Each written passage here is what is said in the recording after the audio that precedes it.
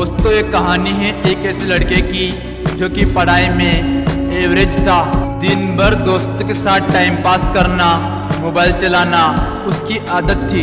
घर पर उसकी माँ की तबीयत भी ठीक नहीं रहती थी और वो ठहरे गरीब परिवार से, और घर की हालत बद से बदतर थी। यानी अगर कोई मेहमान आ भी जाए तो उनको बिठाने तक की जगह नहीं थी। एक बार एक दोस्त उसे बुलाने के लिए आया और वो दोस्त पहली बार उसे बुलाने के लिए घर आया तो उस घर की हालत को देखकर दंग रह गया। तो उसने पूछा, क्या तू यहाँ पर रहता है? बोला, हाँ मैं यहाँ पर रहता हूँ। फिर उसने पूछा, क्या ये तेरा घर है? बोला, हाँ ये मेरा घर है। उसने बोला कि तू ऐसे हालातों में रहता है? उसने बोला, हाँ मैं ऐसे हालातों में रहता हूँ। बोल क्या हुआ?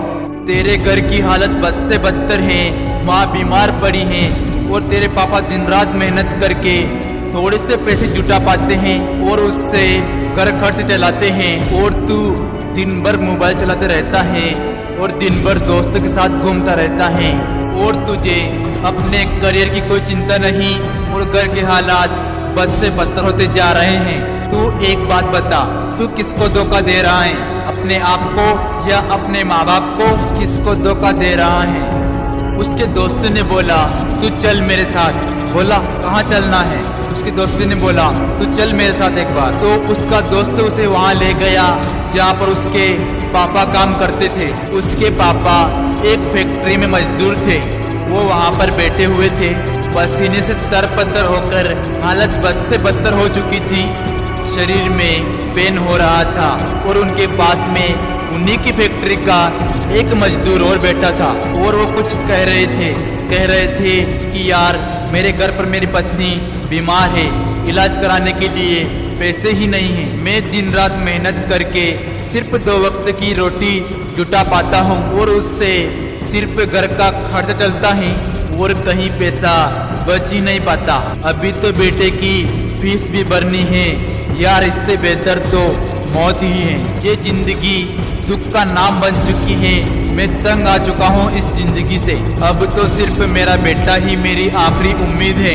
उसके पापा कह रहे थे कि देखना मेरा बेटा एक दिन इस फैक्ट्री से बड़ी फैक्ट्री का मालिक बनेगा। वो लड़का और उसके दोस्त दोनों इस चीज को देख रहे थे और पूरे गौर से सुन रहे थे। तभी उसके दोस्त ने कहा, देख कैसे जीते हैं तेरे पापा तेरे से कितनी उम्मीद लगाए हुए बैठे हैं, देख जरा एक बार। लेकिन क्या तुझे लगता है कि उनकी उम्मीदों पर तू खरा उतर पाएगा? एक बार तू अपने पापा की हालत को देख कि कैसे जीते हैं। एक बार तू अपनी हालत को देख, तू कैसे जीता है। वो 2 कौड़ी का मोबाइल तेरे पापा से बढ़कर है। वो 2 कौड़ी की लड़कियां कुछ पलों के लिए अपनी जिंदगी में आती हैं फिर चली जाती हैं। वो तेरे पापा से बढ़कर हैं। वह मेरे दोस्त, वाह ये तो कुछ दिनों के लिए आई थी और कुछ दिनों के बाद चली जाएगी। अरे बदल अपने हालातों को। ये सब देखकर, ये सब सुनकर उस लड़के के खून के आंसू टपक गए और उसने उसी समय अपने आप से निश्चय किया कि जिस फैक्ट्री में मेरे पापा काम करते हैं, आने वाले 5 सालों में मैं उससे बड़ी फैक्ट्री का मालिक बनकर दिखाऊंगा। और उसके अंदर से चीख उठी थी कि मुझे कंपनी का मालिक बनना है, एक बहुत बड़ी कंपनी का मालिक बनना है और मुझे किसी का नौकर नहीं बनना है। और जैसे ही उसके अंदर से चीख निकली, वो दिन के 10-10 घंटे पढ़ाई करने लगा। उसके दिमाग में सिर्फ एक ही लक्ष्य कि मुझे बहुत बड़ी कंपनी का मालिक बनना है और उसके लिए मुझे क्या करना होगा? उसके लिए मुझे पढ़ना होगा। मैं पढ़ूंगा चाहे दिन हो या रात हो। कोई माई का लाल ऐसा नहीं है जो मुझे रोक सकता है पढ़ाई करने से।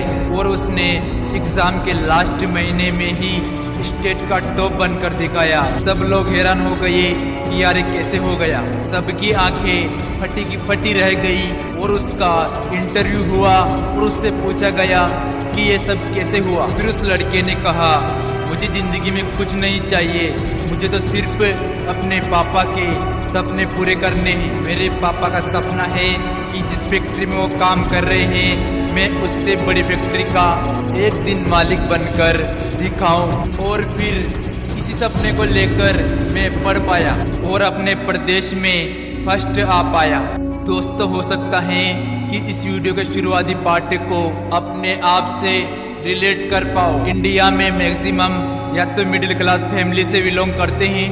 हर बच्चे के पापा बहुत ही संघर्ष करके उसे पढ़ाते हैं। हो सकता है आप भी उन्हीं में से हो, आपके घर की भी यही हालत हो। उस कहानी से उस लड़के ने रियलिटी को एक्सेप्ट करा। और क्या आप अपने आप से सच को देख पाते हो? अपने आप को देख पाते हो?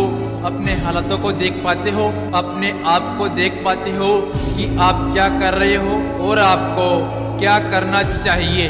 वो लड़का तो बहुत बड़ी कंपनी का मालिक भी बन गया, लेकिन क्या गारंटी है कि आप भी अपने पापा के सपनों को सच कर पाओ? क्या गारंटी है कि आप भी अपने हालातों को बदल पाओ? गारंटी है मेरे दोस्त, गारंटी है जब आपके अंदर से एक चीख उठकर आए और अपने आप के अंदर से ये उठकर आए कि मुझे पढ़ना है, इसलिए पढ़ना है कि मैं अपने हालातों को बदल पाऊँ। दोस्तों, बहाने बनाने से कुछ नहीं होगा। बहाने तो हर कोई बनाता है, हर वो इंसान बनाता है जो कायर होता है। मेरा मन नहीं लगता कि मुझे आलस आ रहे हैं, मैथ्स टफ है, साइंस टफ है, ये टफ लगता है, वो टफ लगता है।